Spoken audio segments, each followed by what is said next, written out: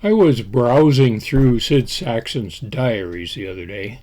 A lot of those are online, and it's a fascinating read for anybody interested in the entire game design process. Anyway, January 1975 was the entry that caught my eye, and it was a reference to the Aladdin Game Company and their game Triples. The word triples with three P's in it. And I remembered that game because I featured it in a video some time ago. And as I read on through the diary, I came across a bunch of other familiar game names like Bali and Intersection. And so I decided to go exploring.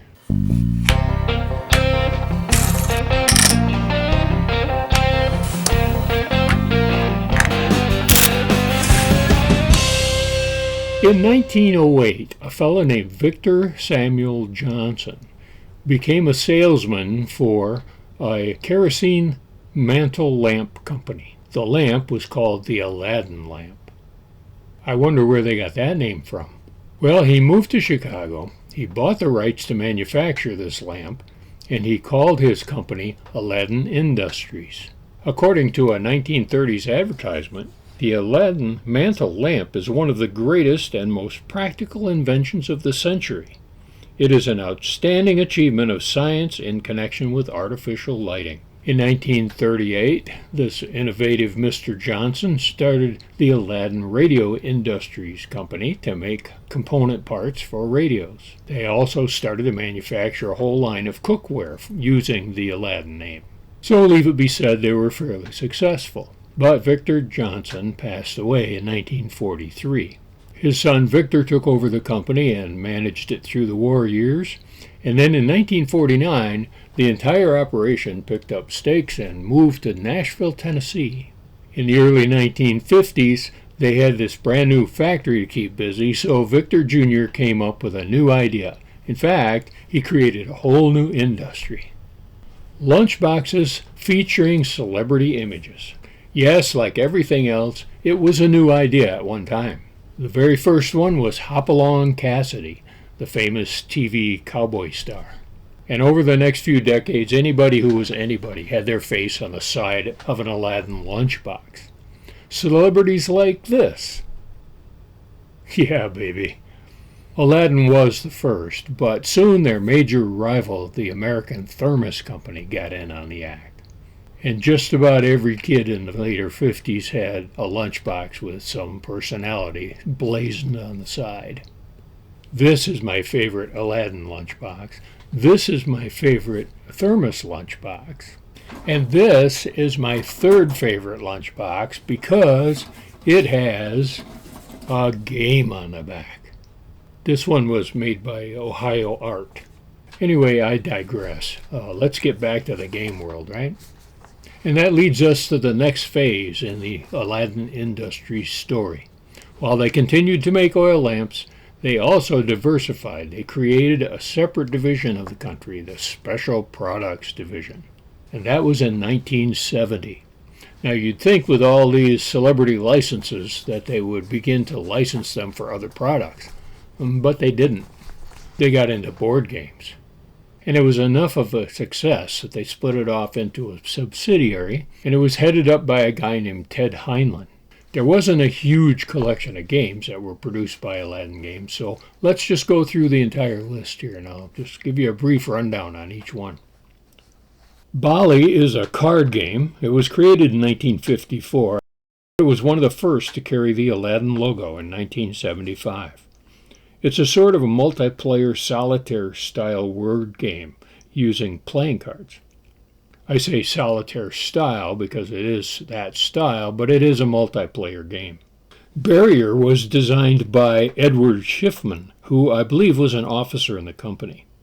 This is a common jump and capture game, but in the center of the board are the two barrier rows. These contain tiles placed at the beginning of the game, and each tile indicates the direction of movement available on those spaces. Players basically customize the board in each game they play. I found one of these plastic barrier game boards in a yard sale one time, and I didn't know what it was, but now I do. Courier is an abstract game in which both players maneuver 12 pegs on an 8x8 board. The object of the game is to either move a ring that fits on these pegs, called the courier, to the opposite side by jumping from peg to peg, or to capture your opponent's courier by jumping it while it's on one of those pegs. Cross Purposes appears to be a transfer game.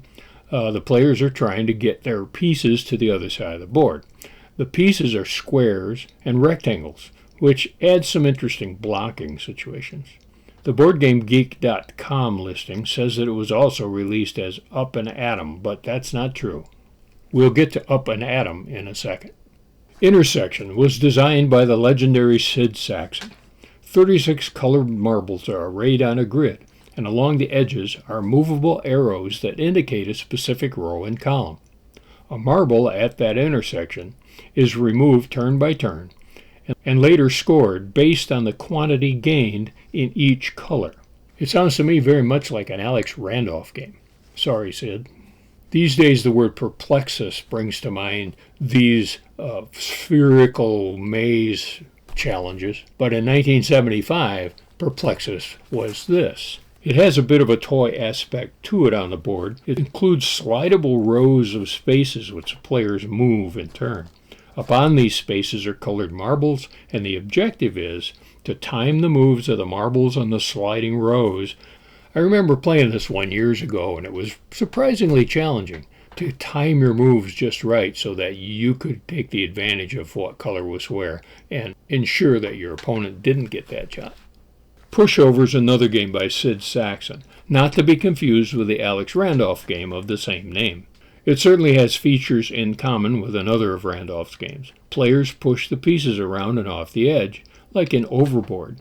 However, these pieces are tiles with numbers on them to count the final score. Some of the numbers are negative. Totally is also by Sid Sackson. He was a very busy guy in the 1970s. It's a game of arranging numbers so that they add up to a given total. Players get a set of random numbers, then a target number is revealed, and everyone tries to arrange their numbers to mathematically total that target number. The game was also published in Games Magazine with some changes. It was called Add Like Mad, which is a little mad, I guess. Triples had been around for a little while before Aladdin snatched it up. Designed by William Powers, it's that game with tiles that have arrows on them. In Phase 1, the tiles are placed on the board. Then each player has a translucent plastic disc to move from one corner to the opposite corner.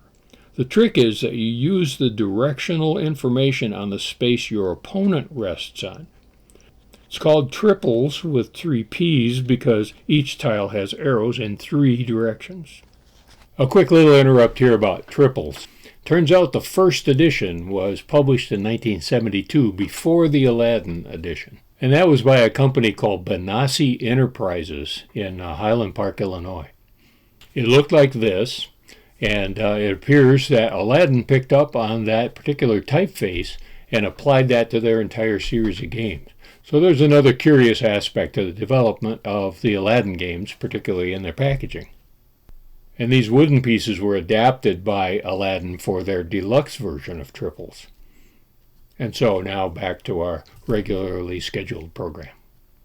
And finally, Up and Atom is a game played on a 9x9 grid, and each player has 9 chips, each with a 2 or 3 or a 4 printed on it.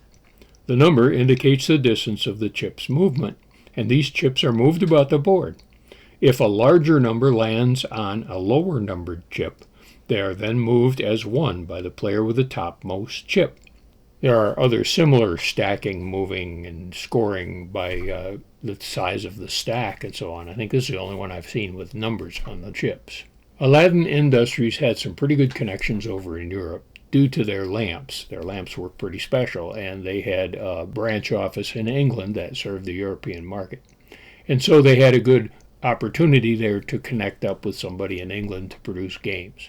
And they were gaining some pretty good momentum there when somebody knocked on the door. Now that somebody was Avalon Hill. It was 1976, and they had just decided that they want to expand into more of mass market games, family games, and such. They had built their reputation on war games and simulation games like that.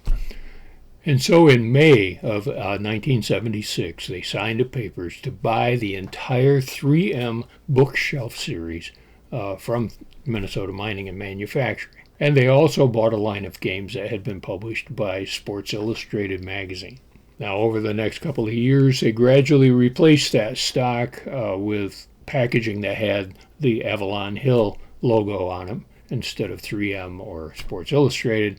And ultimately, they started to filter out some of those games as they went along and reduce the scope of that line.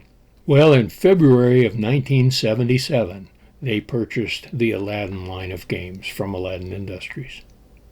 And then later in 1977, they came out with this catalog. Everything you always wanted to know about games but were afraid to ask. I don't think that's really true of what's in here, but what you can find in here are 6 of the Aladdin games that they purchased. The other ones, I guess, they just decided they didn't want to publish. And there's also quite a number of the 3M games in there as well, and those Sports Illustrated games. And finally, in 1998, Avalon Hill Company was absorbed by the monster Hasbro, just like everybody else. And shortly after that, they were all gone. No more Aladdin games. Now, regarding the fate of Aladdin Industries itself, which had taken on the name of Aladdin Synergistics at some point, was reorganized and became Aladdin Temp-Rite. And they make what they call meal delivery systems.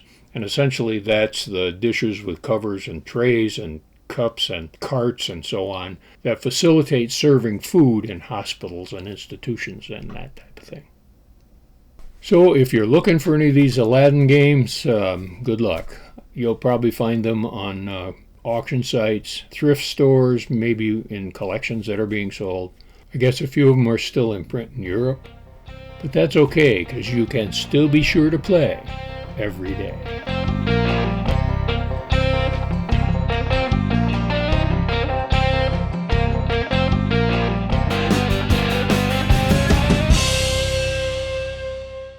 There have been quite a few companies with the name Aladdin that have come and gone, probably quite a few right now today. One of my main clients some years ago was Aladdin Welding Supply. But this Aladdin company was here in Bay City, Michigan. They were manufacturers of kit homes, and they were second only to Sears Roebuck and Company in the sale of these kit homes back in the 20s, 30s, all the way into the 50s. It was started by a contractor named William Sovereign and his wife Mary in 1908. And the family-owned company survived all the way into 1980s. It's another company whose genie went back into the bottle.